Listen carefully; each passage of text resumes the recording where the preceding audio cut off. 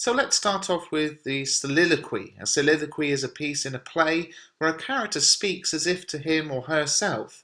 There may actually be others present on stage or nearby, but we're supposed to take it that they're unable to hear what's being said. Now, in this scene, we have one of Macbeth's most important soliloquies. Essentially, Macbeth puts forward an incredibly logical and convincing argument as to why he shouldn't kill his king. He considers the fate of a murderer and admits that once you've killed one person, it's often a slippery slope. His opening line of this soliloquy tells us a lot. It's a very important, significant line that is worth analysing. He says, "If it were done when it is done, then 'twere well it were done quickly." Now I'll just pause at that second and say that I typed that whole line into the Google image search, and this is the picture that came up. And it just made me laugh so much that I thought I'd put it on screen. Put your answer in the comments box as to why this picture might be relevant to this quotation. But on a serious note, this quotation is actually very interesting. It can be interpreted in two ways.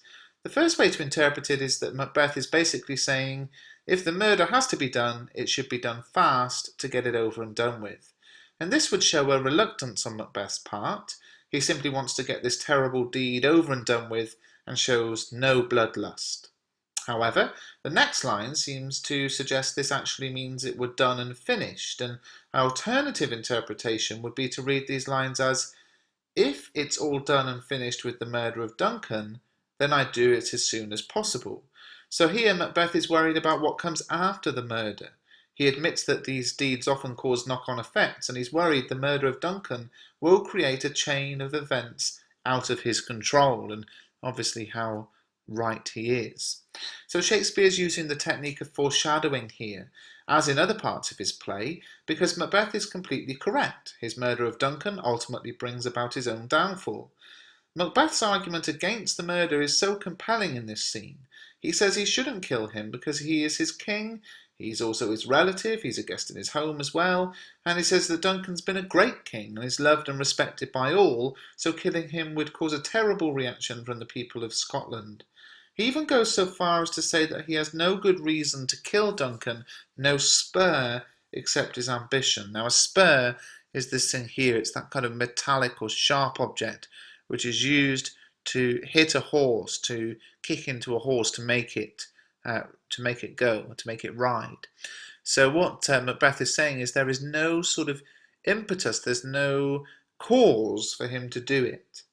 So at this point in the speech, it seems that he's pretty much talked himself out of it, probably talked the audience out of it, but the structure is so clever in this scene because Lady Macbeth then walks in. This is an interesting technique from Shakespeare as it gives the audience a visual clue. Macbeth has no spur, no cause to murder his king except his ambition, and now here enters Lady Macbeth. The fact that she arrives just at the point where he has made such a clear and logical argument against the murder is very significant. One of the key questions in the whole play is whether or not Lady Macbeth is to blame for the events which take place, and this scene is often used as evidence in arguments about this very topic. Macbeth decides we will proceed no further in this business, and Lady Macbeth destroys his resolve and all his convincing arguments in less than 50 lines of dialogue. Remember, this is Macbeth the warrior, the fearless leader in battle, and he is absolutely verbally battered and destroyed by his wife. She tackles him using a number of different techniques. Firstly, she says he is inconsistent and changes his mind often. Secondly, she uses his love for her against him, saying he obviously doesn't love her if he won't do this.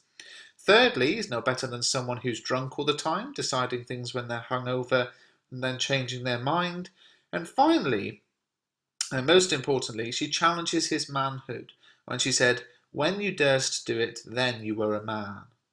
Of course, this is the most effective attack because Macbeth's entire reputation is founded upon his bravery and courage, and she's basically calling him the Shakespearean equivalent of a chicken. She calls him coward, poor cat, and says, "Then you were a man," until he gives in. He has no answer to these attacks, and the entire play hinges on 4 little words he then utters, "If we should fail?" This isn't Macbeth arguing against the murder, he's already given in to his wife.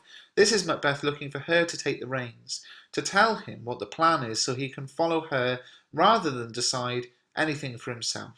He is completely under her spell, similar to the witches at this point, and is putty in her hands. The final words in this scene echo the theme of deception established in earlier scenes. After attempting and failing to stand up to his wife, he says, "False face must hide what the false heart doth know." This last line of the scene furthers the theme of appearance versus reality that we see so often in this play.